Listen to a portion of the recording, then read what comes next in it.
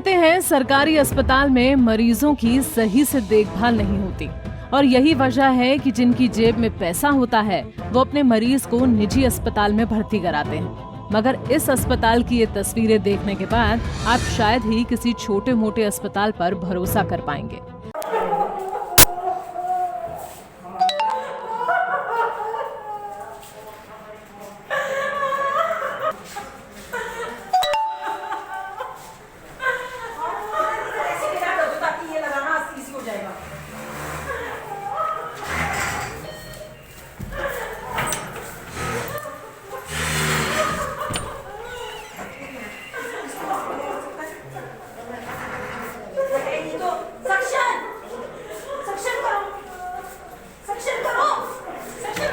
तस्वीरें फतेहाबाद के निजी अस्पताल की हैं, जहां परिजनों ने मरीज को इस शर्त पर अस्पताल में भर्ती करवाया था कि उन्हें यहां वेंटिलेटर की सुविधा मिलेगी, लेकिन असल में पूरे अस्पताल में कोई वेंटिलेटर नहीं मिला।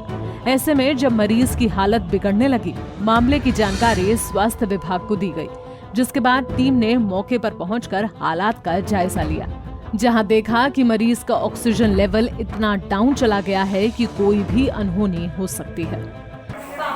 मेरे को डॉक्टर सुजाता बंसल ने जैसे ही बताया कि ऐसे कोई SpO2 50% का एक मरीज है जो कि बट्टू के अंदर यहाँ रेफ़र कर दिया गया है और वहाँ पर वेंटिलेटर की सुविधा उपलब्ध है।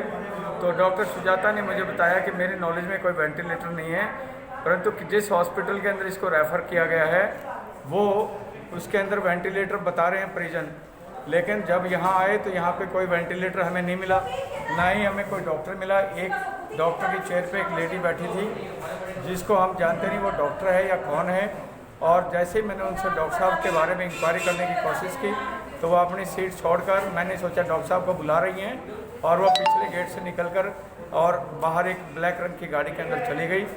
और जब मैंने मरीज़ को देखा तो उसका ऑक्सीजन सैचुरेशन 32 है और यहाँ पर इस समय कोई भी डॉक्टर उपलब्ध नहीं है। सारा पैरामेडिकल स्टाफ इस हॉस्पिटल में उपलब्ध है और हमने एम्बुलेंस कॉल किया हुआ है और एम्बुलेंस अभी 1-2 मिनट के अंदर आ जाएगी और इसको फतेहाबाद सिविल हॉस्पिटल फतेहाबाद हम रेफ़र कर रहे हैं।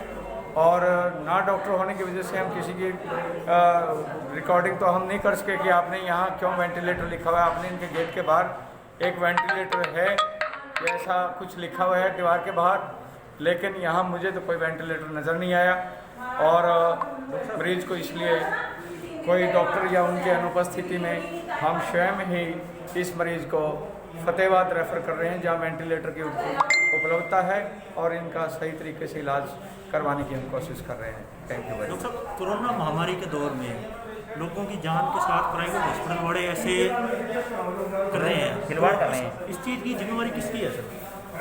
ऐसा है, सरकार के आदेश है। ऐसी महामारी के अंदर कोई भी हॉस्पिटल किसी मरीज को दाखिल करने के लिए नहीं रोक सकता, मना नहीं कर सकता।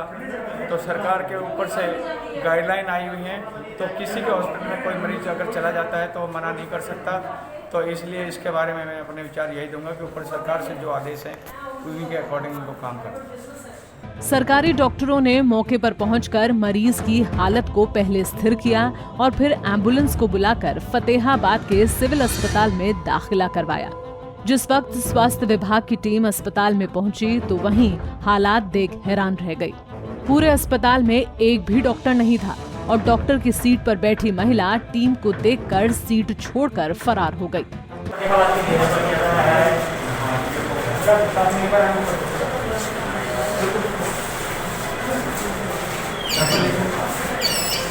आराम से यहाँ है क्या खुराक है?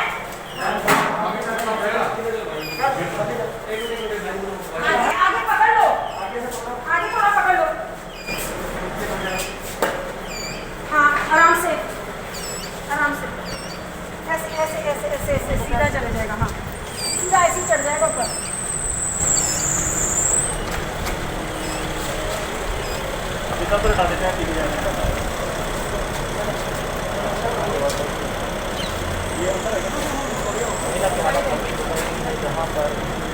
भट्टूगना से फतेहाबाद लेकर जाया गया।